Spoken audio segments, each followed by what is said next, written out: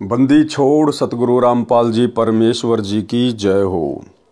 परम पिता परमात्मा सारी सृष्टि के रचनहार कुल मालिक असंख्य ब्रह्मांडों के स्वामी जगत गुरु तीनों लोकों में प्रवेश करके सबका भरण पोषण करने वाले राजाधिराज आत्माधार नाथों के नाथ देवों के देव महादेव सर्वेश्वर महेश्वर मृत्युंजय अजरो अमर आदि अनादि सनातनी प्रभु जगत पिता जगदीश्वर श्री श्री 1008 की उपाधि के वास्तविक अधिकारी अकाल मूर्त शब्द स्वरूपी राम वासुदेव सर्वगतम ब्रह्म परम पूज्य प्रथम पूज्य परम संत परम पुरुष परम धनी परम दयालु सत्य कबीर हक्का कबीर अल्लाहू अकबर बाखबर अल्लाह ताला जगत के तारणहार जगत के मुक्तिदाता जगत के जगन्नाथ हारे के सहारे हिंदुओं के राम मुसलमानों के अल्लाह सिखों के वाहेगुरु ईसाइयों के मसीह दया के सागर दयानिधि करुणा के सागर करुणानिधि स्वयंभू परिभू संकट मोचन कष्ट हरण मंगल करण दुख भंजन अविगत कबीर निर्विकार निर्विषम परमात्मा अलय अलेख सतगुरु आदि अनादि सतगुरु असली मर्यादा पुरुषोत्तम असली राम असली कृष्ण असली घनश्याम असली मुरारी राजाओं के राजा महाराजाओं के महाराजा शहंशाहों के शहंशाह सम्राटों के सम्राट भगवानों के भगवान अल्लाहों के अल्लाह प्रभुओं के प्रभु मसीहाओं के मसीह सच्चे वाहेगुरु बाबाओं के बाबा पीरों के पीर सेठों के सेठ जगत सेठ सावड़सा सेठ सर्वगुण संपन्न अनंत कोटि कलाओं के स्वामी अनंत कोटि ब्रह्मांडों के नायक योगियों में महायोगी ध्यानियों में महाध्यानी सिद्धों में परम सिद्ध ज्ञानियों में तत्वज्ञानी ब्रह्म ज्ञानी महाज्ञानी परम ज्ञानी सर्वश्रेष्ठ ज्ञानी विज्ञानी युवा कबीर समर्थ कबीर असमवात अमित ओझा सच्चे रहनुमा करीम अल्लाह सुभान अल्लाह दुनिया के अंतिम पैगंबर 8 सितंबर 1951 से गांव धनाना जिला सोनीपत हरियाणा भारतवर्ष की पावन भूमि पे प्रकट रियल कल की भगवान श्री नारायण साकार हरि श्री बाबा साहेब शब्द स्वरूपी राम संत शिरोमणि सतगुरु रामपाल जी परमेश्वर जी के चरण कमल में साध संगति से जुड़े हुए देश विदेश से आप और हम सभी सत्सेवक भाई बहनों का अनंत कोटि दंडवत प्रणाम। सत्सारी भाई और बहनों, दया पूज्य गुरुदेव भगवान की सारी सृष्टि के रचनहार की सतगुरु रामपाल जी परमेश्वर जी की जिनके विशेष आशीर्वाद से शुभ आशीर्वाद से आप और हम सभी सत्सेवक भाई बहन साध संगति से जुड़कर अपनी आत्मा के कल्याणार्थ हेतु गुरुदेव के तत्व ज्ञान को आधार बनाकर भक्ति मार्ग पर अपने मोक्ष के लिए निरंतर आगे की ओर बढ़ रहे हैं। भाई और बहनों, पूज्य गुरुदेव जी के कर कमल से लिखित पवित्र पुस्तक मुक्ति बोध के ऊपर वीडियो बनाने की श्रृंखला जारी है। इसी श्रृंखला में आज हमारा ये 17वें नंबर का वीडियो है। आज के वीडियो में गुरुदेव भगवान ने इस पुस्तक में सेऊ शम्मन की कथा और अब्राहिम सुल्तान की कथा को शामिल किया है, परंतु इस कथा को आप और हम सभी सत्सेवक भाई बहन कबीर सागर के सरलार्थ के दौरान जो वीडियो बने थे उन वीडियो में बहुत अच्छे से कर चुके हैं, देख चुके हैं, समझ चुके हैं। इसलिए आज हम केवल सेऊ शम्मन से संबंधित जो आदरणीय गरीबदास जी के ग्रंथ साहिब में वाणियाँ हैं, केवल हम उन अमर वाणियों को पढ़ेंगे। उसके बाद हम सीधा मीराबाई की कथा के ऊपर आगे बढ़ेंगे। तो भाई और बहनों, शुरुआत करते हैं पूज्य गुरुदेव जी के आशीर्वाद से। पवित्र ग्रंथ मुक्ति बोध पेज नंबर 142 सेऊ यानी शिव तथा शम्मन की कथा। अचला के अंग की वाणी नंबर 148 190 में है। अचला के अंग से वाणी नंबर 148 से 190। गरीब सम्मन के सतगुरु गए संग फरीद कमाल सतटोहन को उतरे हो सतगुरु अब्दाल। यानी एक समय कबीर परमेश्वर सतगुरु रामपाल जी भगवान आज से लगभग 550-600 वर्ष पहले अपने भगत शम्मन के घर पर गए और साथ में अपने 2 शिष्य कमाल और शेख फरीद को भी ले लिया। गरीब सम्मन ने की पूछिया अनका कहो विचार सतगुरु आए पाहू ने क्या दीजे जो नार। अब जैसे घर पर अपने गुरुदेव भगवान को देखा खुशी का कोई ठिकाना नहीं रहा और उसके बाद में सम्मन ने अपनी पत्नी नेकी से जाकर पूछा कि गुरुदेव भगवान घर पर आए हैं, भोजन भंडारे की क्या व्यवस्था है। गरीब नेकी सम्मन से कहे अन्ना ही घर मोरी, सतगुरु के प्रसाद को घर लाओ कोई फोरी। अब नेकी ने कहा कि भाई गुरुदेव भगवान के भोजन के लिए, उनको भोग लगाने के लिए घर में तो अनाज का दाना भी नहीं है, और ऐसा करो आप किसी का घर फोड़ के, यानी जैसे तैसे करके आप गुरुदेव भगवान के लिए अन्न लेके आओ। अगर परमात्मा इस नगर से भूखे चले गए तो सत्यानाश हो जाएगा। गरीब मांग्या मिले ना कर्ज दे, आन बनी बहु भीर, कहीं नेकी क्या कीजिए ल्या धरे तुम्हारा चीर। अब नेकी ने कहा कि ना तो कोई हमारे को जो है कर्जा दे रहा है, ना हमें कोई मांगने से दे रहा है, ना कोई उधार दे रहा है, तो क्या करें ऐसे में। तो सम्मन ने कहा कि तुम्हारा जो ये चीर है ना, जो तुमने कपड़ा ओढ़ रखा अपने सिर पे, जो चुंदड़ी है, इसको गिरवी रख के आ जा, बाद में छुड़वा लेंगे। और गुरुदेव भगवान के लिए 2-3 सेर आटा ले आ। तो नेकी ने क्या कहा, गरीब धरने लायक चीर कित पाट्या पटल मोही, सम्मन से नेकी कहें चोरी जाओ तो ही। अब नेकी ने कहा कि ये तो जगह जगह से फटा हुआ है, ये तो गिरवी रखने के लायक भी नहीं है। मैं तो गई थी 1-2 के पास में, लेकिन उन्होंने मना कर दिया, कुछ तो ये कहकर कि ये तुम्हारा चीर जो है ये फटा हुआ है। दूसरा ये कि नेकी और सम्मन माता बहनों को चूड़ियाँ पहनाने का कार्य किया करते थे, मणियार का काम। और जब वो चूड़ियाँ पहनाया करते थे तो अपने गुरुदेव भगवान की महिमा किया करते थे कि हमारे गुरुदेव इतने समर्थ हैं, साक्षात परमात्मा आए हुए हैं। सिकंदर लोदी ने गुस्से में आके पंडित रामानंद जी की गर्दन काट दी थी। सिकंदर लोदी के सामने हमारे गुरुदेव ने पंडित जी की गर्दन जोड़ दी थी। हजारों लोगों के सामने हमारे गुरुदेव भगवान ने राजा सिकंदर लोदी के धार्मिक गुरु शेख तकी की बेटी कमाली को जीवित कर दिया। एक कमाल नाम के लड़के को मुर्दा से जीवित कर दिया। तो लोग मजाक बनाने लगे कि तुम्हारे गुरुजी तो इतने समर्थ हैं, तुम इतनी महिमा किया करते थे, भगवान हैं, ऐसे ऐसे चमत्कार कर दिए, फिर आज तुम्हें मांगने की जरूरत क्या पड़ गई। तुम्हारे गुरु तो वैसे ही ना अन्न भर देंगे तुम्हारे घर में। तो लोगों ने दिया नहीं। और दूसरी बात भाई और बहनों, परमात्मा ने बताया कि सतगुरुदेव भगवान ने जानबूझकर उस दिन ऐसी परिस्थितियां पैदा कर दी कि ना तो किसी ने नगर में उनको आटा उधार दिया और ना किसी ने उनका चीर यानी वो कपड़ा गिरवी रखा। उस दिन उनके घर में अनाज का एक दाना भी शेष नहीं था। भाई और बहनों, हमने शिक्षा लेनी है। ऐसी परिस्थितियां कभी कभार आप और हमारे सामने भी प्रकट होंगी। जरूरी नहीं है कि इस प्रकार से हमारे घर में अन्न ना हो। अन्य कोई भी परिस्थिति परमात्मा पैदा कर सकता है। जिस प्रकार गुरुदेव ने जानबूझकर ऐसी परिस्थितियां पैदा करी, लोगों के मन में ये भावना भर दी गुरुदेव भगवान ने कि इनको कुछ नहीं देना, ना अनाज का दाना देना, ना इनका कपड़ा अपने पास में जो है वो गिरवी रखना, क्योंकि परमात्मा ने उनकी परीक्षा लेनी थी। तो जब ये परमात्मा, ये गुरुदेव भगवान अपने भगत की परीक्षा लेता है, और परीक्षा कब लेता है? पहले ज्ञान देता है, पहले अपने विषय में अपनी समर्थता के बारे में बताता है, समझाता है सत्संग कर करके। उसके बाद ये भगत के सील, संतोष, विवेक, दया, अक्षमा, इनकी परीक्षा लेता है। तो उस दिन सम्मन के परिवार की परीक्षा थी। भले इनके 64 लाख भगत थे, परमेश्वर ने 64 के 64 लाख की परीक्षा ली, कारण चाहे कुछ भी बनाए हों। और दूसरी तरफ साथ में जो 2 भगत आए थे परमात्मा के, शेख फरीद और कमाल, उनका भी परमात्मा ने भ्रम निवारण करना था।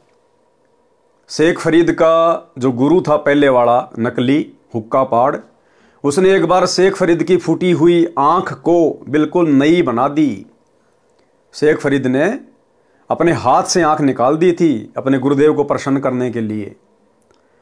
तो उसके गुरु ने अपने आशीर्वाद से, क्योंकि वो तपस्वी था, अपनी सिद्धि से उसने शेख फरीद की आंख भी नई बना दी। तो शेख फरीद को भी थोड़ा बहुत ये वहम था कि भाई मेरे गुरु जैसा सिद्धि वाला गुरु नहीं हो सकता।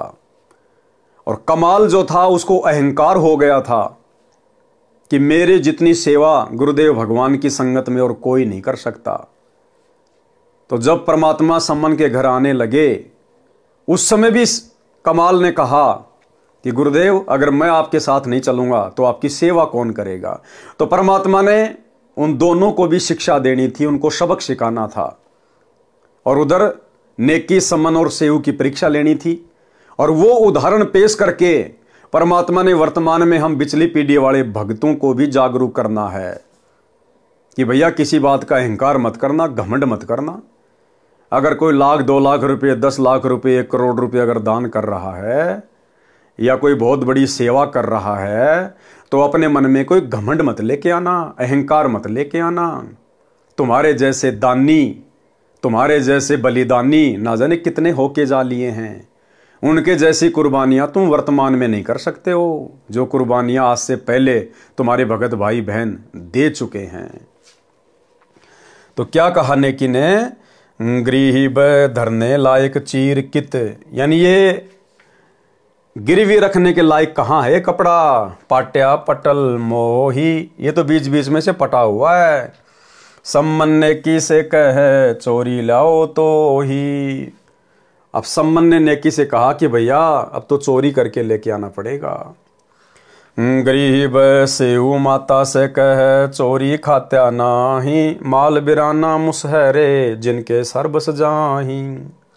अब उनका बेटा 10-12 साल का सेऊ, वो प्रतिदिन अपने माता पिता से सुना करता था, गुरुदेव के सत्संग में भी सुना करता था कि भाई भक्तों ने चोरी नहीं करनी चाहिए, जो चोरी का धन खाते हैं उनका तो सर्वस्व नष्ट होता है। तो जब सेऊ ने इस प्रकार की बात सुनी अपने पिता के मुख से, तो तुरंत बोल पड़ा कि माताजी, पिताजी, चोरी करना तो पाप है, गुरुजी भी मना करते हैं, आप भी मुझे प्रतिदिन यही शिक्षा दिया करती थी, फिर आज चोरी क्यों। तो नेकी ने क्या कहा, गरीब माता पुत्र से कहे सुन सेऊ सुर ज्ञान, या में नहीं अकाज है चोरी कर दे दान। अब नेकी ने अपने पुत्र को समझाया कि बेटा आज विशेष परिस्थितियां हैं, बेटा हम अपने लिए चोरी नहीं कर रहे, ना हमने आज से पहले कभी चोरी करी, लेकिन आज हमारे गुरुदेव भगवान घर पर आए हुए हैं, भगत भाई बहन आए हुए हैं, और बेटा यदि आज हमने इनको भोजन नहीं करवाया, भंडारा नहीं करवाया, गुरुदेव को भोग नहीं लगाया, तो बेटा अगर साधु महात्मा जिस नगर से नाराज होके चले जाएं या भूखे चले जाएं, तो बेटा उस नगर का सत्यानाश होता है, सर्वनाश होता है। तो हम अपने लिए चोरी नहीं कर रहे, हम तो भूखे रहेंगे, केवल अपने गुरुजी और 2 भक्तों के भोजन जितना ही आटा चोरी करके लाएंगे, ताकि यह नगर बसा का बसा रह जाए। गरीब सतगुरु दीन्या बैठना, आसन दिए बिछाए, शेख फरीद कमाल को लिए सुतार चढ़ाए। अब सम्मन ने गुरुदेव भगवान के बैठने की व्यवस्था कर दी, आसन लगा दिया, जैसा भी उसके घर में व्यवस्था थी। गरीब शब्द उचारे धुन करें, सतगुरु आए आज, सम्मन से नेकी कहें घर में नाही नाज। अब दोनों बड़े चिंतित हो गए और आपस में बातचीत करने लगे कि भाई आज पहली बार तो हमारे भगवान, हमारे परमात्मा गुरुदेव घर पर आए हैं और आज उनको खिलाने के लिए अन्न भी नहीं है। गरीब सुनो शब्द चितलाए कर, होनी हो सो होए। अब नेकी ने कहा कि ध्यान से सुनो, जो होगा सो देखा जाएगा, सब विधि काज समारे ही चरण कमल चित पोए। कि भाई जिसने हमें भक्ति दे रखी है, हम जिसकी शरण में हैं, भाई वो ही संभालेगा। हम अपने गुरुदेव भगवान को भोजन अवश्य करवाएंगे, चाहे कुछ भी करना पड़े। गरीब सतगुरु आए पाहू ने, मैं मानी करी शाह, सेऊ माता से कह सीच बेच धरस्या। अब आपस में ये बातें परिवार वाले कर ही रहे थे कि भाई सतगुरुदेव पहली बार तो मेहमान बन के हमारे घर पे आए हैं और आज उनके लिए भोग प्रसाद भी नहीं है। तो सेऊ अपनी माता से कह रहा है कि माता चाहे शीश काटना पड़ जाए, चाहे सिर चला जाए हमारा, लेकिन गुरुदेव भगवान के लिए हम भोजन की व्यवस्था अवश्य करेंगे। गरीब सुन रहे पुत्र शिरोमणि, नेकी कहे निराठी, सतगुरु आए पाहू ने करो शीश की साटी। अब नेकी ने कहा कि बेटा आज गुरुदेव भगवान हमारे घर पे आए हैं और बेटा जैसे तैसे आज हमने अपने परमात्मा के भोजन के लिए व्यवस्था करनी है, चाहे शीश क्यों ना देना पड़े। यानी परमात्मा ने ऐसी भावना भर दी उनके अंदर कि आज हम अपने गुरुदेव भगवान के लिए कुछ भी करेंगे, क्योंकि भाई और बहनों, परमात्मा जब भगत की परीक्षा लेता है तो कुम्हार की तरह नीचे हाथ भी रखता है और ऊपर से चोट मारता है। गरीब शेख फरीद कमाल को बोले वचन सुशील, सम्मन से सतगुरु कहें भोजन की क्या ढील। यानी सम्मन से गुरुदेव भगवान ने कहा कि भाई भोजन में ढील क्यों हो रही है, भाई सम्मन भोजन की क्या व्यवस्था है।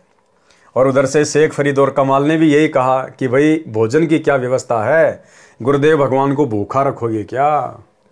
गरीब सतगुरु से सम्मन कहें करो ध्यान स्नान, भोजन पाक सिलाए स्या उगमे ते ही भान।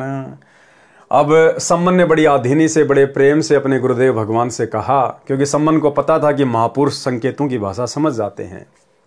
तो सम्मन ने हाथ जोड़कर आधीनी से कहा कि हे गुरुदेव भगवान, आप स्नान कीजिए, अपना ध्यान कीजिए, भक्ति भाव कीजिए। और गुरुदेव भगवान, रात्रि काफी हो गई है, जैसे सूर्य उदय होगा उसी समय आपके सामने भोजन प्रस्तुत कर दिया जाएगा। गरीब अर्धरात चोरी चले सेऊ सम्मन साथ, कुंबल दीन्या जाए कर नाज लग्या जहां हाथ। अब पूज्य गुरुदेव भगवान तो विश्राम के लिए अपना चारपाई पर लेट गए। अब आधी रात्रि तीनों ने सलाह की, सम्मन और सेऊ दोनों चोरी करने के लिए घर से निकल पड़े। गरीब कुंबल में सेऊ बड़े लाई बड़ी जूं बेर, हम तो फांके ही रहे तुम लाइयो 3 शेर। अब लाला जी की दुकान में सेंध मार दी, सुराग कर लिया चोरी करने के लिए। अब सम्मन ने कहा, क्योंकि सेऊ जबरदस्ती दुकान के अंदर घुस गया, कि पिताजी अगर मुझे पकड़ लिया तो हो सकता है छोटा बच्चा समझ के छोड़ देंगे, आप ना जाओ। तो सेऊ जबरदस्ती अंदर चला गया। पीछे से सम्मन ने कहा कि बेटा हम तो भूखे रह लेंगे, केवल मेहमानों के जितना 3 सेर आटा ही लेके आना, 3 किलो आटा ही लाना, हम तो फाके ही रहे, यानी हम तो भूखे रहेंगे, तुम लाइयो 3 शेर। गरीब 3 शेर अन बांध कर पहली दिया चलाए, पीछे बढ़िया जागिया सेऊ पकड़िया आए। अब जैसे ही अपनी पोटली में 3 शेर के आसपास आटा बांध के सेऊ चलने लगा, पीछे से बणिये की आंखें खुल गई शोर शराबे के कारण, और बणिये ने सेऊ को पकड़ लिया। गरीब चोर चोर बणिया कर सेऊ पकड़ी मोन, ठाड्यो काहे बोलिए 3 शेर लिया चोन। अब बणिया ने शोर मचाना शुरू कर दिया, चोर चोर। तो सेऊ ने कहा कि भाई इतना क्यों चिल्ला रहा है सेठ जी, खाली 3 किलो ही तो चून लिया है, 3 किलो ही तो आटा लिया है। गरीब बणिये रस्सा गाल कर दिया खंभ से बांधी, सम्मन डेरे ले गया नेकी रोटी छांदी। अब जैसे ही बणिये ने सेऊ को पकड़ा, उससे पहले सेऊ ने छेद में से आटा अपने पिता की तरफ फेंक दिया और कहा कि पिताजी मुझे तो बणिये ने पकड़ लिया है, आप जल्दी घर पे जाओ और सतगुरु भगवान को भोजन बना के भोग लगाओ। गरीब कर लिया एक हाथ में उल्टे चले समन, सेऊ टुक बतलाए ले सुना पर्या भवन। अब घर पे गए तो नेकी ने कहा कि बेटा कहाँ है, तो सम्मन ने सारी घटना बता दी। तो नेकी ने कहा कि ऐसे तो बात बिगड़ जाएगी, उस बणिये के संपर्क तो राजा के साथ में है और कल को भी गुरुदेव भगवान की बेइज्जती होगी, हो सकता है गुरुदेव भगवान को जेल करवा दे, कैद करवा दें। हम भोजन तो गुरुदेव भगवान को करवा नहीं पाए और उल्टा गुरुदेव भगवान को सजा और हो जाएगी। तो आप ऐसा करो, ये कर्द लेके जाओ, छुर्रा लेके जाओ और बेटे की गर्दन काट के लेके आ जाओ। अब भाई और बहनों, जब परमात्मा ने कोई उदाहरण पेश करना होता है, कोई लीला करता है, तो परमात्मा अपने आत्माओं में इसी प्रकार से प्रेरणा भर देता है। वो आत्मा फिर कोई भी कुर्बानी देने से पीछे नहीं हटती है। तो नेकी ने कहा कि ये कर्द लेके जाओ और सेऊ की गर्दन काट के ले आओ। तो लेके कर्द हाथ में सम्मन चल दिया और वहां जाकर उच्च छिद्र में से आवाज लगाई कि बेटा सेऊ, मैं तेरे से 2 बात करना चाहता हूं, एक बार तू अपने गर्दन छेद से बाहर निकाल ले। गरीब बनिया से सेऊ कह बाहर हमरा बाप, झूठी साक न बोल हूँ शीश चढ़त मोई पाप। अब उधर से परमात्मा ने सेऊ के मन में भी वही भावना भर दी कि आज मेरा बाप मेरी गर्दन काट के ले जाए, नहीं तो भाई गुरुजी की बदनामी होगी। तो बनिए से सेऊ ने कहा कि सेठ जी मेरा रस्सा थोड़ा सा ढीला कर दो, बाहर मेरे पिताजी खड़े हैं, मैं उनसे दो बात करना चाहता हूँ। मैं आपसे झूठ नहीं बोल रहा, मुझे मेरे परमात्मा की सौगंध है, झूठी साख न बोले हूँ शीश चढ़त मोई पाप, कि हम भगत हैं, हम झूठ नहीं बोलते, नहीं तो हमारे पाप चढ़ेगा। गरीब खंबा से पग बांध दे बाहर काटो शीस, दोए बात बतलाए लो साखी है जगदीश। सेव ने कहा कि यदि आपको मेरे ऊपर विश्वास नहीं है, पहली बात तो हम भगत हैं, हम भगेंगे नहीं क्योंकि हमने चोरी नहीं करी है। फिर भी अगर आपको विश्वास नहीं है सेठ जी, तो आप मेरा जो रस्सा है इसको खंबे से बांध दो, थोड़ा ढीला कर दो, ताकि मैं अपने पिता से दो बातें कर सकूं। मुझे परमात्मा की सौगंध है, मैं भागूंगा नहीं। गरीब पिता शीस सिर काट ले सन्मुख करद चलाए, ताक बीच धर दीजियो बनिए पकड़े पाए। अब परमात्मा ने सेऊ के मन में भी वही प्रेरणा भर दी, और सेऊ ने छिद्र में से शीस निकालकर अपने पिता से कहा कि पिता आप मेरा शीस काट के ले जाओ, नहीं तो गुरुजी की बदनामी हो जाएगी। अगर आप मेरे बाप हो तो मेरा शीस काट लो। गरीब सम्मन करद चलाई या सन्मुख काट्या शीस, काटत ही कस क्या नहीं दृढ़ है विश्व बीस। अब इतना कहते ही सम्मन के मन में और जोश उत्पन्न हो गया, और अपने पुत्र का उसने सिर काट लिया। बिल्कुल भी नहीं कसक्या, यानी जरा भी विचलित नहीं हुआ, और बिल्कुल ऐसा रहा दृढ़। गरीब शीस काट घर ले गया ताक बीच धर दीन, नेकी करे रसोई या ज्ञान ध्यान परवीन। अब देखो भाई और बहनों, अपने बेटे के शीस की कुर्बानी तो राजा मोर ध्वज ने भी दी थी। राजा और रानी दोनों ने अपने बेटे को ताम्र ध्वज को आरे से काट दिया था, लेकिन उन्होंने काटा कब? जब साधु ने, श्री कृष्ण जी जो संत रूप में थे, साधु रूप में थे, उन्होंने आदेश दिया तब अपने पुत्र का सिर काटा। और एक कुर्बानी सम्मन ने भी दी, नेकी ने भी दी। इन्होंने कहा नहीं कि अपने बेटे का सिर काट। इसलिए सेऊ सम्मन और नेकी की जो कुर्बानी है वो मोर ध्वज और उसके पुत्र ताम्र ध्वज से लाखों गुना बढ़ के है, लाखों गुना बढ़ के। आने वाले समय में भक्ति इतिहास में जो भक्ति योग ये चल चुका है, गुरुदेव भगवान के द्वारा शुरू कर दिया गया है, यथार्थ 13वां कबीर पंथ, जो हजारों लाखों साल चलेगा। इस आने वाले समय में इस पृथ्वी पर ताम्र ध्वज और मोर ध्वज की कथा नहीं, जब जब अपने गुरु के लिए कुर्बानी की बात आएगी, बलिदान की बात आएगी, तो सेऊ सम्मन और नेकी की कथा चला करेगी। सेऊ सम्मन और नेकी की कथा।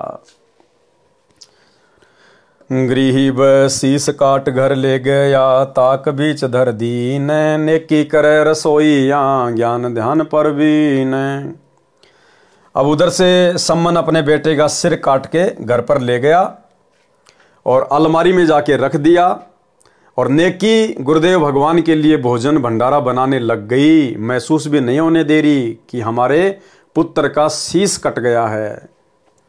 गरीब सम्मन ते नेकी करी सेऊ का सिर काट, तंदे ही कित डारी या फेरा करियो हाथ। अब नेकी ने कहा कि आप वापस जाकर और जो नीचे का धड़ है, शरीर है, वो भी उठा कर ले आओ। उसको बनिया अपने घर पे नहीं रखेगा। अब उसको डर हो जाएगा कि ये हत्या का मुकदमा कहीं मेरे ऊपर ना लग जाए, तो वो कहीं बाहर फेंक के आएगा। आप बेटे का नीचे का शरीर भी ले आओ। गरीब छह दोने परोसिया सतगुरु पुरुष कबीर, सेऊ बोले ताक मैं हूं दामनगीर। अब भोजन भंडारा बना दिया गुरुदेव को भोग लगाने के लिए, उनको आमंत्रित कर दिया, और नेकी और सम्मन ने 3 दोनों में यानी 3 थालियों में भोजन परोस दिया, एक गुरुदेव भगवान का और 2 अन्य भक्तों का।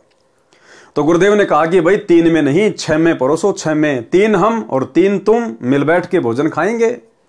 लेकिन उन्होंने केवल 3 में परोसा।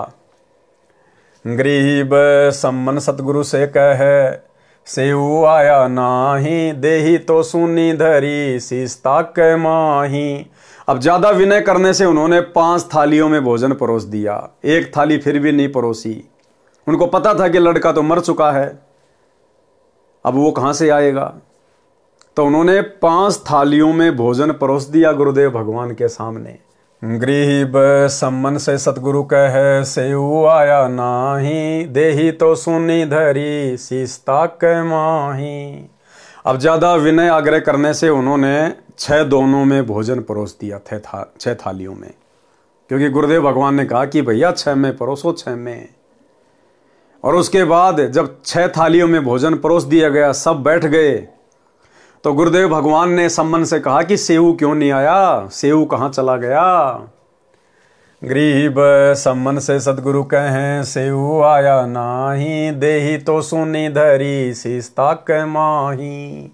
अब सम्मन क्या जवाब दे। सम्मन ने देखा कि भैया उसका सिर तो अलमारी में रखा है, शरीर उसका अलग पड़ा हुआ है। तो सम्मन ने कहा कि गुरुदेव बच्चा है, कहीं खेलने गया होगा, आ जाएगा थोड़ी बहुत देर में। इतने में सतगुरुदेव भगवान ने फिर क्या कहा परमात्मा ने, गरीब आओ सेऊ जीम लो, यो प्रसाद प्रेम, शीस कटत है चोरों के, साधुओं के नित अक्षेम। अब जानी जान परमात्मा सर्व सृष्टि के मालिक, ये किसी की शीस लेते थोड़ी हैं, ये तो शीस देते हैं, ये तो दानी है। गुरु समान दाता नहीं, याचक शिष्य समान, 3 लोक की संपदा, सो गुरु दीनी दान। ये तो मुर्दों को जीवित करते हैं। इतने में गुरुदेव भगवान ने आवाज लगाई कि भाई सेऊ आजा, भाई भोजन भंडारा तैयार है, परमात्मा का प्रसाद बन के तैयार है, आजा। और बेटा सिर तो चोरों के कटते हैं, भक्तों के नहीं कटते, क्योंकि भक्तों का मकसद चोरी करने का नहीं होता है। तो जैसे ही गुरुदेव भगवान ने आवाज लगाई, वो कटा हुआ शीस धड़ के ऊपर लगकर और सेऊ बनकर और पंक्ति में आके बैठ गया भोजन करने के लिए। गरीब आओ सेऊ जीम लो, यो प्रसाद पर मैं, शीस कटत हैं चोरों के, साधुओं के नित अक्षेम।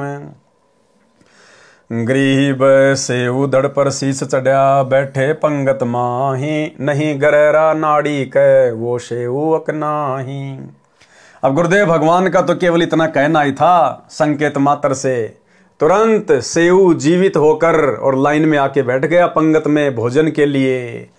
और नेकी और सम्मन देख रहे हैं उसकी गर्दन के हाथ लगा लगा के, नहीं गरेरा नाड़ी के, गरेरा यानी निशान, नाड़ी यानी गर्दन के, वो सेऊ अकनाही, कि ये हमारा ही बेटा है या कोई और है। उसकी गर्दन को देख रहे चारों तरफ से। गरीब सम्मन से सतगुरु कहें, नेकी मन आनंद, शीस कटे घर में धैर्या, माता पिता धन धन। कि भाई धन्य है ऐसे माता पिता जिन्होंने अपने हाथों से अपने बच्चे का शीस काट दिया और उसके बाद भी सतगुरु के लिए भोजन तैयार कर रही है और महसूस नहीं होने दे रही। भाई धन्य है ऐसे भगत। गरीब सतगुरु से सम्मन कह, सुनो फरीद गल, इब कह सतगुरु आए सी, देसी शीस पहल। अब देखो भाई और बहनों, बलिदान में अंतर है। ऐसी बात नहीं है कि आज आत्मा इस प्रकार का बलिदान नहीं कर सकती, इससे भी बढ़ चढ़ के बलिदान आज दे सकते हैं भगत। क्यों? क्योंकि आज हमें समर्थ की समर्थता का पता चल गया, आज हमें गुरुदेव भगवान का पता चल गया, आज हमें गुरुदेव भगवान ने मूल ज्ञान दे दिया, भक्ति मार्ग का पूरा कोर्स दे दिया। तो कोई निर्भाग्य आत्मा होगी जो पीछे हटेगी सतगुरु के कहने से, अन्यथा आज वर्तमान में अपना शीश देने से, कितनी भी बड़ी से बड़ी कुर्बानी देने से कोई भगत पीछे नहीं हटेगा। लेकिन भाई और बहनों, जो कुर्बानी, जो बलिदानी उस समय सेऊ सम्मन और नेकी ने की, आज हम उसकी बराबरी नहीं कर सकते। चाहे कितना ही कुछ कर दें हम, लेकिन उन आत्माओं की बराबरी नहीं हो सकती। क्योंकि आज यदि हम शीश देंगे भी, तो आज तो हमें पता है, अंदर से विश्वास है कि अगर शीश काट भी दिया तो गुरुजी जीवित कर देंगे, गुरुजी भगवान हैं। लेकिन जिस समय सम्मन ने अपनी पत्नी नेकी के कहने से अपने बेटे का सिर काटा सेऊ का, उस समय भाई और बहनों उनको विश्वास नहीं था इस बात का, और ना उन्होंने ये सोचकर अपने बेटे का शीश काटा था कि गुरुजी बाद में जोड़ देंगे। तो वो जो कुर्बानी थी वो असली कुर्बानी थी। वैसी कुर्बानी आज आप और हम भाई बहन नहीं दे सकते। गृही व सतगुरु से सम्मन कहें सुनो फरीद गल, इब के सतगुरु आए सी देसी शीस पहल। गृही व सतगुरु से नेकी कहे सुनो फरीद बात, आदि भक्ति कमाई या रहे पिता पुत्र नहीं साथ।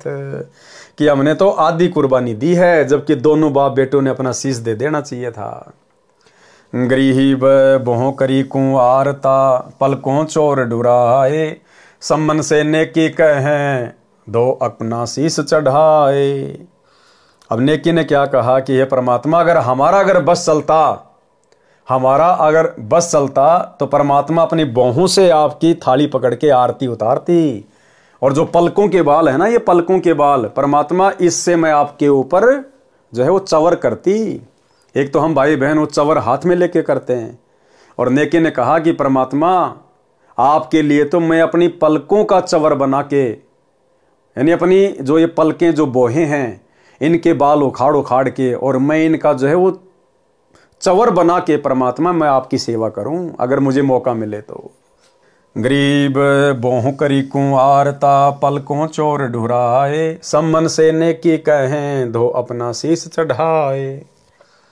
गरीब कह कबीर का माल से सुनो फरीद फेर, सम्मन के घर सांच है इत मत लाओ बेर। कहे कबीर कमाल से सुनो फरीद फेर।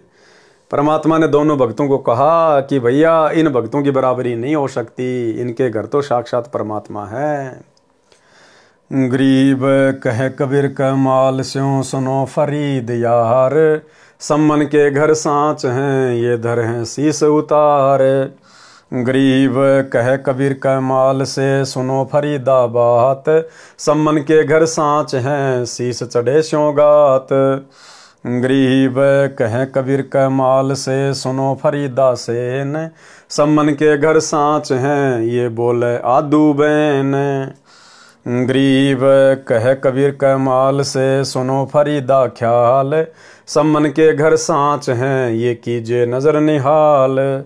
गरीब जेते अंबर तारिया तेते अवगुण मोही, दड़सूली सिर ताक में सतगुरु तो नहीं बिसरो तो ही। गरीब 56 भोग करे धैणी भय सम्मन के ठाट, कहें कबीर कमाल से चलो फरीदा बाट। अब इस घटना के बाद में भाई और बहनों जो कुर्बानी जो बलिदान उस भगत परिवार ने दिया अपने गुरुदेव की इज्जत के लिए, परीक्षा में सफल हुए, पास हुए, तो गुरुदेव भगवान ने उस भगत परिवार को 1 नंबर का धनी बना दिया, सेठ बना दिया।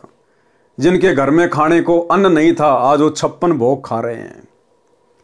तो भाई और बहनों, क्या वो सम्मन का परिवार कभी जिंदगी में ये सोच सकता था कि तुम इस नगर के 1 नंबर के सेठ बन जाओगे, जबकि वो तो 1 नंबर के गरीब आदमी थे, कभी सौपन में भी नहीं सोच सकते थे। लेकिन ये सतगुरु इतना समर्थ है, ये चाहे तो राजा को रंक और रंक को राजा 1 सेकंड में बना दे। मौला जल से थल करे, थल से जल कर देत, और साहिब तेरी साहिबी श्याम कहूं के श्वेत। ये परमात्मा 1 सेकंड में पूरी दुनिया नष्ट कर दे, और 1 सेकंड में वैसा का वैसा बना दे, किसी को पता भी नहीं चले कि क्या हो गया था। तो भाई और बहनों, ठीक इसी प्रकार हम भगत भाई बहन वर्तमान में चाहे कितने गरीब हैं, कितने निर्धन हैं, ये हमारा प्रारब्ध है। और कुछ एक भगत भाई बहनों को परमात्मा जानबूझकर भी ऐसी स्थिति में रखता है भक्ति करवाने के लिए। यदि उसके भाग्य में राजशाही ठाठ बाट भी थे तो गुरुदेव भगवान ने उसकी आत्मा के कल्याण के लिए उनको कैंसिल कर दिया और एक नॉर्मल स्थिति में उस भगत परिवार को रखे हुए हैं। तो पहली बात तो हमारे मन में कभी ये आना नहीं चाहिए कि हम राजा बने, हम सेठ बने, हमारे ठाठ बाट हों। दूसरी बात, ये परमात्मा के हाथ में है। भगत ने कभी ये सोचना भी नहीं चाहिए कि मैं इतना गरीब हूं, मैं ऐसा हूं, मैं वैसा हूं। ये सतगुरु के हाथ में है। हमें जो कर्म, भक्ति कर्म जो गुरुदेव ने दे दिया, हम केवल अपना तन मन धन लगाकर उस पर चलें। मर्यादा में रहकर गुरुदेव की आजीवन अंतिम श्वास तक भक्ति करने का संकल्प करें।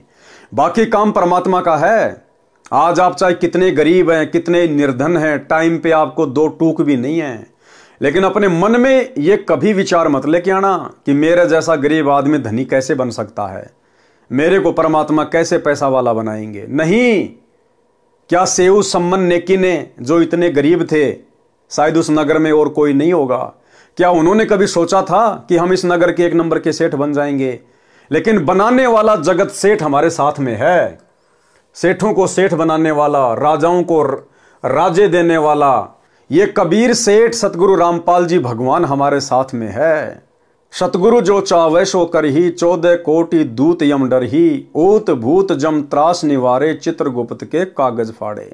अगर चित्रगुप्त के कागजों में हम गरीब हैं, निर्धन हैं, ये परमात्मा फाड़ देगा, उसमें लिख देगा एक नंबर का सेठ, एक नंबर का धनी। कहने का मतलब है, आप और हम भगत भाई बहनों ने, आज हम चाहे कितने निर्धन क्यों ना हैं, हमने अपनी तरफ से धनी बनने की गुरुदेव से अर्ज नहीं करनी, अरदास नहीं करनी। परमात्मा कहते हैं, जो राखूं त्यों ही रहूं, हमरा के चारा, खाने जाद खरीद हूं गुलाम तुम्हारा। यदि परमेश्वर हमारी किसी भक्ति क्रिया से प्रसन्न होकर अपनी मर्जी अनुसार, वे चाहे हमें सेठ बनाना चाहें, चाहे राजा बनाना चाहें, वो उनकी मर्जी, उनका प्रसाद हमें स्वीकारी होगा। लेकिन अपनी तरफ से हमने ऐसी कोशिश नहीं करनी है, क्योंकि भक्ति सफल उसी समय होती है जब हम एक नॉर्मल वे में रहेंगे। परमात्मा ने हमें अच्छे से बड़े बड़े राजाओं का उदाहरण दिया है। अब्राहिम सुल्तान अधम, उसके जैसे ठाठ बाट देवताओं के भी नहीं। परमात्मा ने भक्ति करवाने के लिए उसको भी राज्य विहीन किया। बाजीद, उसमें भी परमात्मा ने वैराग्य उत्पन्न किया, आलीशान राजपाट ठोकर मार दी। नरसी भगत 56 करोड़ की संपत्ति भंडारे में लुटा दी।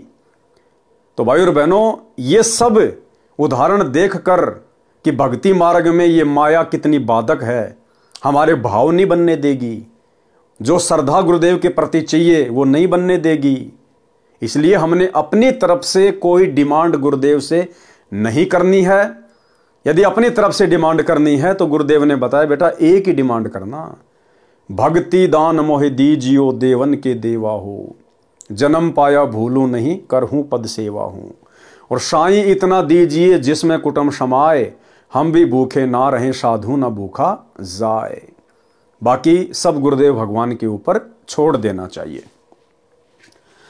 गरीब 56 भोग करे धैणी, भय सम्मन के ठाट, कहें कबीर के माले से चलो फरीदाबाट। गरीब अष्ट सिद्धि 9 निधि आंगण, अंधन दिए अनंत, सेव सम्मन अमर कच्छ नेकी पद बेअंत। यानी परमात्मा ने अष्ट सिद्धि और 9 निधि उनके दरवाजे पे खड़ी कर दी कि बेटा अंधन की तेरे जीवन में कोई कमी नहीं रहेगी। गरीब नेकी सेऊ पारिंग हुए। अब इस घटना के बाद में नेकी और सेऊ यानी माँ बेटे तो पार हो गए। पार होने का मतलब है परमात्मा ने बारंबार उनको मनुष्य जन्म नहीं दिए इस कलयुग की पिछली पीढ़ी तक। असली पार होने का समय तो अब है, वर्तमान समय। तो परमेश्वर ने उन दोनों आत्माओं को किसी सुरक्षित स्थान पर बैठा दिया, स्वर्ग में या फिर मिनी सतलोक में, कि बार बार इनको माँ के गर्भ में नरक में नहीं भेजेंगे। जब कलयुग की पिछली पीढ़ी आएगी डायरेक्ट इनको उसी समय जन्म देंगे। गरीब नेकी से वो पारिंग हुए सतगुरु के प्रताप यानी आशीर्वाद से। सम्मन बहे 9 शेर खां जुग जुग संगी साथ। लेकिन सम्मन के मन में उस समय ये भाव उत्पन्न हो गए थे, जरा सा ये उसके मन में आ गया था जब अपने बेटे की उसने गर्दन काटी कि यदि आज मेरे पास में धन होता, पैसा होता, तो आज मुझे अपने बेटे का सिर नहीं काटना पड़ता। इतना सा बस उसके मन में आया था, इतना सा। सतगुरु तो अंतर्यामी है। अब ये उसकी बहुत बड़ी गलती थी भाई और बहनों, बहुत बड़ी गलती थी उसकी। हमने ऐसी गलतियों से वर्तमान में बचना है। अपने मन में कोई शंका, चाहे हम गरीब हैं, अमीर हैं, लूले हैं, लंगड़े हैं, काले हैं, पीले हैं, ठिगने हैं, लंबे हैं, जैसे भी हैं, लेकिन हमें शुक्र मनाना चाहिए कि हम समर्थ की शरण में हैं, धनी की शरण में हैं। परमात्मा कहते हैं नाम सहित बेवतन भला जो दर दर मांगे भीखा, और क्या हुआ छत्र की छाया चाले और राजपाट दिल्ली का। गुरुदेव कहते हैं इस परमेश्वर कबीर साहिब के नाम के साथ अगर तुझे कोई देश निकाला भी दे दे, तुझे अगर देश की सीमाओं से बाहर निकाल दिया जाए कोई इल्जाम लगाकर, और यदि तुम्हारे पास में गुरु जी का नाम है तो तुम सौभाग्यशाली समझना अपने आप को। अगर इस नाम के साथ अगर तुम्हें भीख भी मांगनी पड़ जाए तो भी अपने आप को सौभाग्यशाली समझना कि तुम्हारे साथ में सतगुरु है, परमात्मा है। क्या हुआ छत्र की छाया चालाई और राजपाट दिल्ली का। ये राजाओं का राज तो 4 दिन का है, उसके बाद तो गधा बनना है। और आज भले तुम गरीबी में जीवन जी रहे हो, लेकिन तुम्हारे साथ सतगुरु है, सतगुरु का नाम है, तुम्हारा तो भविष्य सुंदर है, तुम्हारा भविष्य उज्जवल है, अगला कदम शतलोक में है, सदा सदा का सुख है। गृही व नेकी से उपारिंग हुए सतगुरु के प्रताप, सम्मन भय नौ शेर खां जुग जुग संगी साथ। तो मन में जरा सी भावना आ गई थी कि यदि मेरे पास में धन होता तो बेटा नहीं काटना पड़ता। अब परमात्मा भी परमात्मा भैया, वो अपने भगत की इच्छा रखता नहीं है, जो मर्जी इच्छा पाड़ लो। परमात्मा उसकी भक्ति के प्रतिफल में, उसकी कुर्बानी के प्रतिफल में उसकी हर इच्छा पूरी करेगा। तो सम्मन के मन में जो जरा सा दोष आया था, मन में जो बात आई थी, गुरु जी के प्रति दोष नहीं आया, भक्ति के प्रति दोष नहीं आया। मन में ये आ गया कि अगर आज मेरे पास धन होता, पैसा होता तो बेटा नहीं काटना पड़ता। उसके प्रतिफल में उसके अंदर वो इच्छा रह गई धनी बनने की, और उधर से उसने ऐसी कुर्बानी कर रखी, उसके बदले तो परमात्मा पता नहीं क्या दे दे। तो अगले जन्म में परमात्मा ने उसको 9 शेर खान नाम का बादशाह बना दिया, 1 नंबर का धनी राजा, 80 गंज खजाने जिसके, और सदा परमात्मा उसके साथ में भी रहे। सम्मन बहे 9 शेर खां जुग जुग संगी साथ। इस प्रकार ये परमात्मा अपनी आत्माओं के युगों युगों साथ में रहता है। सेऊ सम्मन की कथा। एक समय साहिब कबीर अपने भगत सम्मन के यहां अचानक 2 सेवकों कमाल व शेख फरीद के साथ पहुंच गए। सम्मन के घर कुल 3 प्राणी थे, सम्मन, सम्मन की पत्नी नेकी और सम्मन का पुत्र शिव यानी सेऊ। भगत सम्मन इतना गरीब था कि कई बार अन्न भी घर पर नहीं होता था, सारा परिवार भूखा सो जाया करता था। अब देखो भाई और बहनों, कितनी सहनशील आत्माएं थी, कितनी विवेकी आत्माएं थी, गुरु पर कितना विश्वास करते थे।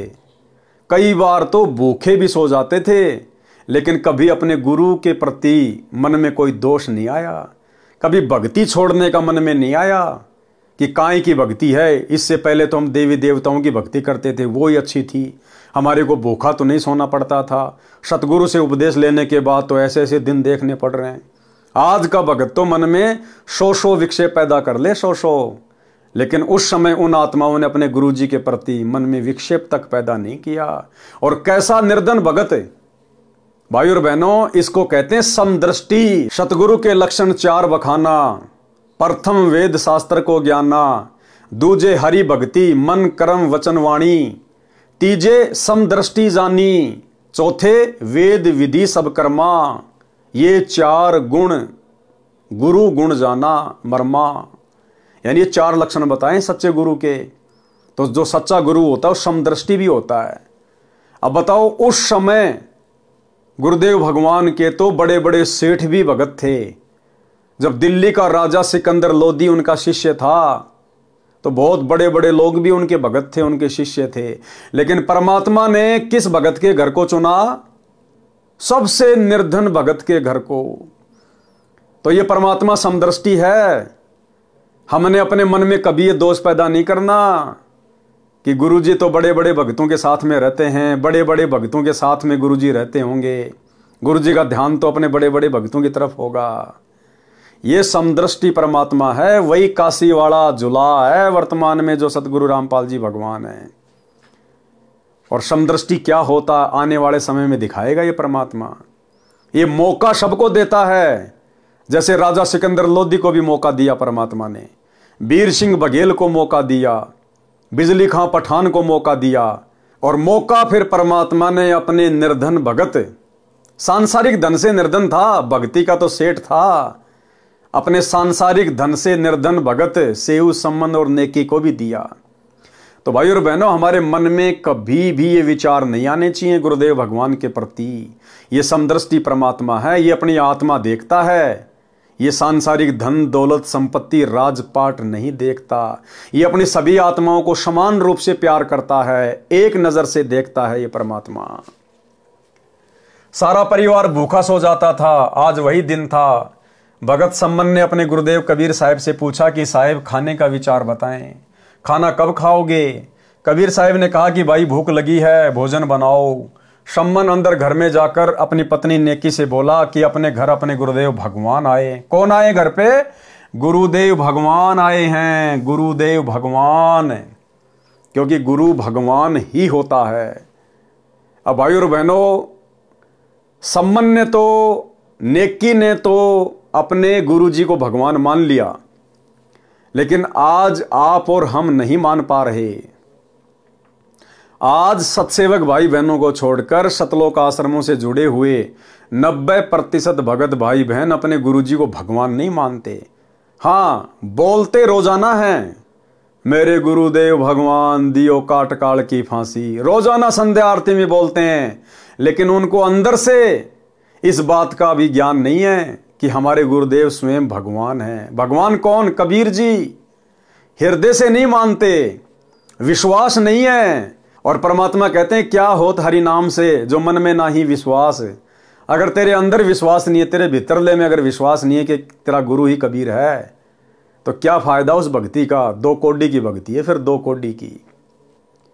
तो रोजाना भाई बहन चिल्लाते हैं संध्या आरती में, मेरे गुरुदेव भगवान दियो काट काल की फांसी, लेकिन जब गुरु को भगवान मानने की बात आती है तो फेल हो जाते हैं। फिर जून के महीने में वो दाढ़ी मूछ वाली कबीर जी की समझे जाने वाली नकली मुर्दा फोटो को भगवान मान के उसका प्रकट दिवस मना लेते हैं। तो भाई और बहनों, ये दोगलापन है, और ये दोगलापन भक्ति में ज्यादा दिन नहीं चलेगा। तो क्या कहा? नेकी से बोला कि अपने घर गुरुदेव भगवान आए हैं, जल्दी से भोजन तैयार करो। तब नेकी ने कहा कि घर पर अन्न का एक दाना भी नहीं है। सम्मन ने कहा पड़ोस वालों से उधार मांग लाओ। नेकी ने कहा कि मैं मांगने गई थी, लेकिन किसी ने भी उधार आटा नहीं दिया। उन्होंने आटा होते हुए भी जानबूझकर नहीं दिया। आटा होते हुए भी जानबूझकर नहीं दिया, क्योंकि सतगुरु ने परीक्षा लेनी थी। सतगुरु ने जानबूझकर ऐसी परिस्थितियां पैदा करनी थी। यानी जब ये परमात्मा अपने भक्तों की परीक्षा लेता है, तो भाई और बहनों, परमात्मा ऐसी ही परिस्थितियां भगत के सामने पैदा कर देता है। अभी हिसार जेल से जो 73 नंबर की ऑडियो आई है, विशेष संदेश, उसमें परमात्मा ने हल्का सा जिक्र किया है सेऊ सम्मन की कथा का। और गुरुदेव ने कहा कि सतगुरु ने उस परिवार की ऐसी परिस्थितियां पैदा कर दी जानबूझ के, उनको मांगने से भी आटा नहीं मिला।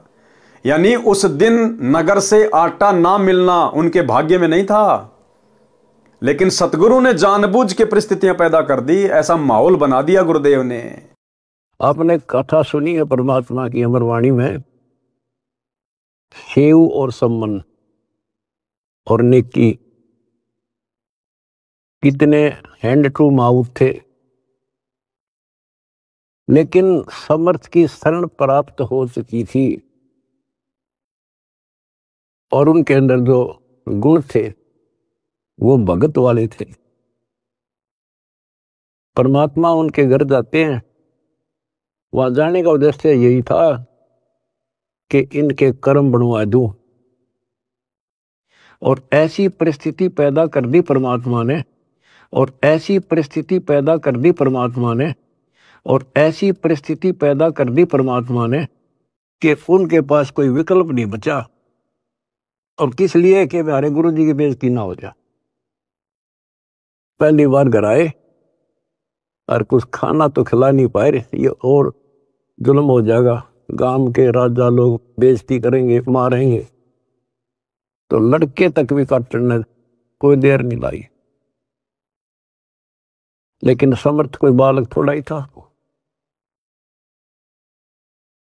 उन्होंने इसलिए नहीं किया था कि गुरु जी आ रहे जिंदा कर देंगे, इसलिए नहीं मारा था, लेकिन परिस्थिति ऐसी हो गई।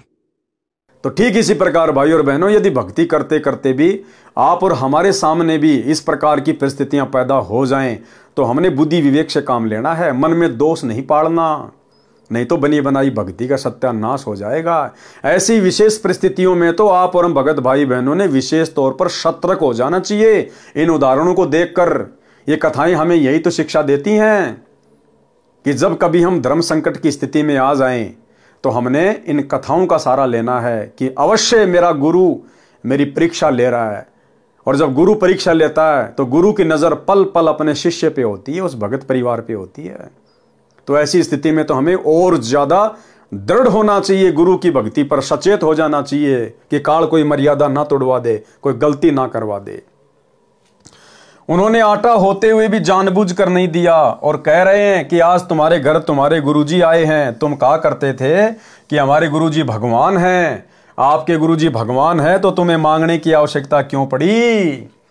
ठीक इसी प्रकार ये जो युग परिवर्तन का समय चल रहा है, वर्तमान समय 2024 2028 युग परिवर्तन का समय है। ना जाने क्या क्या विषम परिस्थितियां पैदा होंगी, देश दुनिया में क्या क्या घटनाएं घटेंगी। और उस समय भाई और बहनों, भले हमारे सामने भी ऐसी नौबत क्यों ना आन पड़े, भूखमरी की, अकाल की, हमने किसी के आगे कटोरा लेके हाथ नहीं फैलाना। भले भूखे मर जाएंगे, समर्थ की शरण में है, भूखा मरने देगा नहीं, लेकिन हमारी परीक्षा होगी। परमात्मा हमारे सामने भी वो परिस्थितियां पैदा कर सकते हैं, उत्पन्न कर सकते हैं। हमने किसी के आगे अन्न धन के लिए हाथ नहीं फैलाने।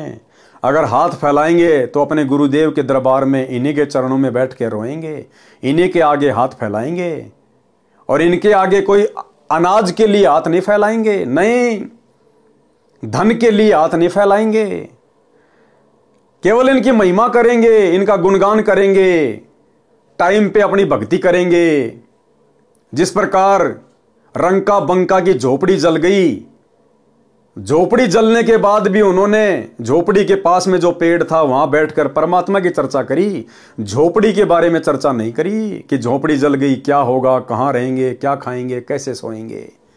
उन्होंने परमात्मा की महिमा की बैठे बैठे पूरे परिवार ने, और सो गए। सुबह उठे तो नई झोपड़ी बनी हुई थी। तो इसी प्रकार भाई और बहनों, आने वाले समय में देश दुनिया में जो विकट विकट भयंकर परिस्थितियां पैदा होंगी, वो चाहे किसी भी प्रकार की हों, युद्ध, महायुद्ध, गृह युद्ध, अतिवृष्टि, अनावृष्टि, ओलावृष्टि, महामारियां, बाढ़, भूकंप, कुछ भी, और हमारे सामने चाहे कैसी भी परिस्थितियां क्यों ना हो, हमने अन्न और धन के लिए गुरु से अरदास नहीं करनी, अपने प्राणों की रक्षा के लिए गुरुदेव से अर्ज नहीं करनी। वो काम तो गुरुदेव का है। हमने अर्ज करनी है कि हे गुरुदेव, मेरी भक्ति में कोई बाधा ना हो। हे परमात्मा, मेरे तीनों समय की आरती में कोई बाधा उत्पन्न ना हो। हे परमात्मा, आपके सत्संग सुनने में कोई रोड़ा बीच में ना अड़ जाए। केवल ये अरदास करनी है, उनके शब्द गाने हैं, उनके सत्संग सुनने हैं। ये होती है गुरु महिमा। बाकी काम फिर सतगुरु का है, फिर अपने आप संभालेगा। तुम कहा करते थे कि हमारे गुरुजी भगवान हैं, आपके गुरुजी भगवान है, तो तुम्हें मांगने की आवश्यकता क्यों पड़ी। यही भर देंगे तुम्हारे घर को, आदि आदि कहकर मजाक करने लगे। सम्मन ने कहा, लाओ आपका चीर गिरवी रखकर 3 सेर आटा ले आता हूं। नेकी ने कहा कि यह चीर फटा हुआ है, इसे कोई गिरवी नहीं रखता। सम्मन सोच में पड़ जाता है और अपने दुर्भाग्य को कोसते हुए कहता है कि मैं कितना अभागा हूं, आज घर भगवान आए हैं और मैं उनको भोजन भी नहीं करवा सकता। एक कोने में जाके बेचारा रोने लग गया कि मैं कितना अभागा हूं, आज मेरे घर पर मेरे भगवान आए हैं और मैं उनको भोग भी नहीं लगा पा रहा। गुरुजी में दोष नहीं देखा, गुरुजी की भक्ति में दोष नहीं देखा, अपने आप को कोसा। ये होते हैं अच्छी आत्माओं के लक्षण। हे परमात्मा, ऐसे पापी प्राणी को पृथ्वी पर क्यों भेजा। मैं इतना नीच रहा हूँगा कि पिछले जन्म में कोई पुण्य नहीं किया, अब सतगुरु को क्या मुंह दिखाऊं। ये कहकर अंदर कोठे में जाकर फूट फूट कर रोने लगा। तब उसकी पत्नी नेकी कहने लगी कि हिम्मत करो, रो मत, परमात्मा आए हैं। क्या कहा नेकी ने? परमात्मा आए हैं। जबकि कौन थे? उनके गुरुजी थे। गुरुजी को क्या कहा? परमात्मा, परमेश्वर आए हैं। इन्हें ठेस पहुंचेगी, सोचेंगे कि हमारे आने से तंग आकर रो रहा है। सम्मन चुप हुआ। फिर नेकी ने कहा, आज रात्रि में दोनों पिता पुत्र जाकर 3 सेर यानी 3 किलोग्राम आटा चुरा कर लाना, केवल संतों में भक्तों के लिए। तब लड़का सेऊ बोला, माँ गुरुजी कहते हैं चोरी करना पाप है, फिर आप भी मुझे शिक्षा दिया करती कि बेटा कभी चोरी नहीं करनी चाहिए, जो चोरी करते हैं उनका सर्वनाश होता है। आज आप ये क्या कह रही हो माँ, क्या हम पाप करेंगे माँ? अपना भजन नष्ट हो जाएगा माँ, हम 84 लाख योनियों में कष्ट पाएंगे, ऐसा मत कहो माँ, आपको मेरी कसम। तब नेकी ने कहा, पुत्र तुम ठीक कह रहे हो, चोरी करना पाप है, परंतु पुत्र हम अपने लिए नहीं बल्कि संतों के लिए करेंगे। जिस नगर में निर्वाह किया है इसकी रक्षा के लिए चोरी करेंगे। नेकी ने कहा, बेटा ये नगर के लोग अपने से बहुत चिढ़ते हैं, हमने इनको कहा था कि हमारे गुरुदेव कबीर साहिब पूर्ण परमात्मा पृथ्वी पर आए हुए हैं। हमारे गुरुदेव कबीर साहिब पूर्ण परमात्मा पृथ्वी पर आए हुए हैं। भाई और बहनों, हमने गुरु को परमात्मा मानना पड़ेगा, क्योंकि गुरु परमात्मा ही होते हैं। इन्होंने एक मृतक गऊ तथा उसके बच्चे को जीवित कर दिया था, जिसके टुकड़े सिकंदर लोदी ने करवाए थे। एक लड़के तथा एक लड़की को जीवित कर दिया। सिकंदर लोदी राजा का जलन का रोग समाप्त कर दिया तथा श्री स्वामी रामानंद जी कबीर साहिब जी के गुरुदेव को सिकंदर लोदी ने तलवार से कत्ल कर दिया था, वे भी कबीर साहिब ने जीवित कर दिए थे। इस बात का ये नगर वाले मजाक कर रहे हैं और कहते हैं कि आपके गुरु कबीर जी तो भगवान हैं, तुम्हारे घर को भी अन्न से भर देंगे, फिर क्यों आटे के लिए घर घर डोलती फिरती हो। ठीक इसी प्रकार भाई और बहनों, हमारे सामने चाहे आने वाले युग परिवर्तन के दौर में या वैसे भी सतगुरु की परीक्षार्थ चाहे कैसी भी विषम परिस्थितियां प्रकट क्यों ना हो जाएं, हमने अन्न धन के लिए किसी के आगे हाथ नहीं फैलाने हैं, क्योंकि हमारे गुरु समर्थ हैं, भर देंगे। और दुनिया के घरों को इन्होंने तो भर रखा है। अरे तीनों लोकों में प्रवेश करके रोजाना सबका भरण पोषण कौन कर रहे हैं? यही गुरुदेव भगवान कर रहे हैं, यही कबीर भगवान कर रहा है। राजाओं को राज, सेठों को सेठ, इन्हीं गुरुदेव भगवान ने दिया हुआ है। और एक छोटा सा सत्संग हमारे विश्वास के लिए, जिसमें गुरुदेव भगवान ने कह रखा है कि यदि आने वाले समय में कभी ऐसी परिस्थिति प्रकट हो गई तो अगर तुम्हारे घर में 2 दाने होंगे, सुबह मटका भरा हुआ मिलेगा, मटका भरा हुआ। परमात्मा किसी चीज के भरोसे अपने भक्तों को नहीं रहने देगा। इसलिए हम भक्तों ने अंततः अंतिम श्वास तक अपने गुरुदेव भगवान पर विश्वास रखना है। फिर भगवान व्यवस्था करेगा। आपके घर में 2 दाने होंगे, तड़के भरा पाओगा मटका, पिप्पा भरा पाओगा आटे का, इस तरह कर देगा दाता आपके लिए। लेकिन भक्ति करवाने के लिए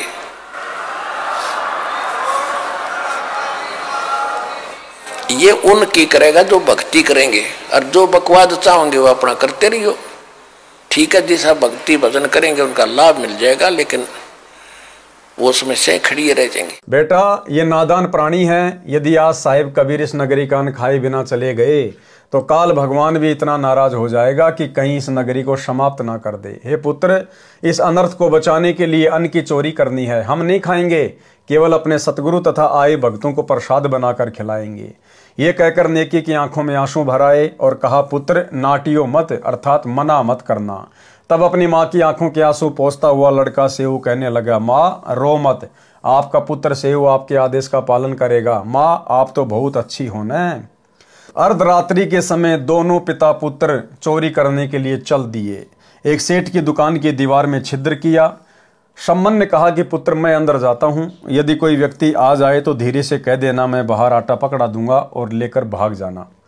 तब सेऊ ने कहा कि नहीं पिताजी, मैं अंदर जाऊंगा, यदि मैं पकड़ा भी गया तो बच्चा समझकर माफ कर दिया जाऊंगा। सम्मन ने कहा, पुत्र यदि आपको पकड़कर मार दिया तो मैं और तेरी माँ कैसे जीवित रहेंगे? सेऊ प्रार्थना करता हुआ छिद्र द्वार से अंदर दुकान में प्रवेश कर गया। तब सम्मन ने कहा, पुत्र केवल 3 सेर आटा लाना, अधिक नहीं। लड़का सेऊ लगभग 3 सेर आटा अपनी फटी पुरानी चादर में बांधकर चलने लगा तो अंधेरे में तराजू के पलड़े पर पैर रख गया।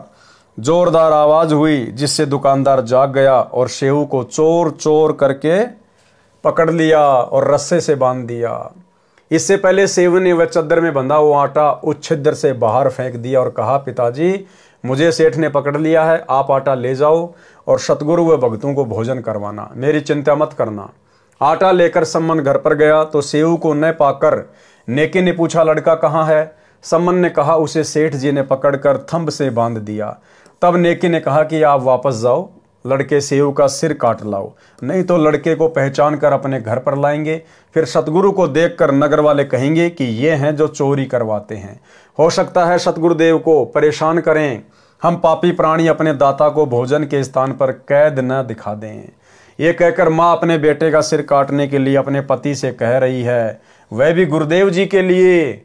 सम्मन ने हाथ में करद लंबा छुर्रा लिया तथा दुकान पर जाकर कहा, बेटा एक बार गर्दन बाहर निकाल, कुछ जरूरी बातें करनी हैं, कल तो हम नहीं मिल पाएंगे, हो सकता है ये आपको मरवा दें।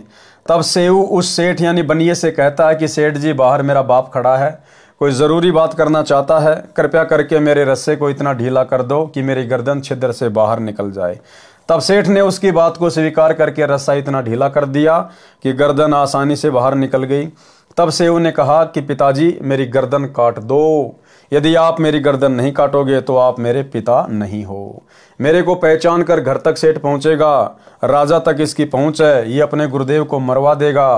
पिताजी हम क्या मुख दिखाएंगे? सम्मन ने एकदम कर्द मारी और सिर काटकर घर ले गया। सेठ ने लड़के का कत्ल हुआ देखकर उसके शव को घसीटकर साथ ही एक पजावा ईंटें पकाने का भट्टा था उस खंडर में डाल गया। जब नेकी ने सम्मन से कहा कि आप वापस जाओ और लड़के का धड़ भी बाहर मिलेगा, उठा लाओ, तब सम्मन दुकान पर पहुंचा। उस समय तक सेठ ने उस दुकान की दीवार के छिद्र को बंद कर दिया था। सम्मन ने शव की घसीट यानी चिन्हों को देखते हुए शव के पास पहुंचकर उसे उठा लाया, लाकर अंदर कोठे में रखकर ऊपर पुराने कपड़े गुद्दड़ डाल दिए और सिर को अलमारी के ताक यानी एक हिस्से में रखकर खिड़की बंद कर दी। कुछ समय के बाद सूर्य उदय हुआ। नेकी ने स्नान किया, फिर सतगुरु व भक्तों का खाना बनाया, फिर सतगुरु कबीर साहिब जी से भोजन करने की प्रार्थना की। नेकी ने साहिब कबीर व दोनों भगत कमाल तथा शेख फरीद तीनों के सामने आदर के साथ भोजन परोस दिया। साहिब कबीर ने कहा, इसे 6 दोनों में डालकर आप तीनों भी साथ में बैठो, ये प्रेम प्रसाद पाओ। बहुत प्रार्थना करने पर भी साहिब कबीर नहीं माने तो 6 दोनों में प्रसाद परोसा गया। 5 प्रसाद के लिए बैठ गए। तब साहिब कबीर ने कहा, आओ सेऊ जीम लो, ये प्रसाद प्रेम, शीश कटत है चोरों के, साधुओं के नित अक्षेम। साहिब कबीर जी ने कहा कि सेऊ आओ भोजन पाओ, सिर तो चोरों के कटते हैं, संतों भक्तों के नहीं, उनको तो क्षमा होती है, क्योंकि भक्तों का उद्देश्य कोई गलत नहीं होता। साहिब कबीर ने इतना कहा था, उसी समय सेऊ के धड़ पर शीश लग गया। कटे हुए का कोई निशान भी गर्दन पर नहीं था तथा पंगत यानी पंक्ति में बैठकर भोजन करने लगा। गरीब सेऊ धड़ पर शीश चढ़ा, बैठा पंगत माही, नहीं गरेरा गर्दन पर वो सेऊ अकनाही। सम्मन तथा नेकी ने देखा कि गर्दन पर कोई चिन्ह भी नहीं है, लड़का जीवित कैसे हुआ? शंका हुई कि ये वही सेऊ है या कोई और। अंदर जाकर देखा तो वहां शव तथा शीश नहीं था, केवल रक्त के छींटे लगे थे, जो इस पापी मन के संशय को समाप्त करने के लिए प्रमाण बकाया था। ऐसी ऐसी बहुत लीलाएं साहिब कबीर ने की, जिनसे यह स्वयं सिद्ध है कि यही पूर्ण परमात्मा है। सामवेद संख्या नंबर 822 तथा ऋग्वेद मंडल 10 सूक्त 161 मंत्र 2 में कहा है कि कबीर देव अपने विधिवत साधक साथी की आयु बढ़ा देता है। तो भाइयों और बहनों, आज के वीडियो में हम केवल इतना ही लेंगे। आज के वीडियो में गुरुदेव भगवान ने सेऊ सम्मन और नेकी की कथा को शामिल किया था। इसके आगे राजा अब्राहिम सुल्तान अधम की कथा है। इस कथा को हम पहले कबीर सागर के सरलार्थ में बहुत अच्छे से पढ़ चुके हैं, इसलिए अगला वीडियो सीधा मीराबाई की कथा के ऊपर चलेगा। तब तक गुरुदेव भगवान हम सबको आज्ञा दें, इजाज़त दें, आशीर्वाद दें। बंदी छोड़ सतगुरु रामपाल जी भगवान की जय हो।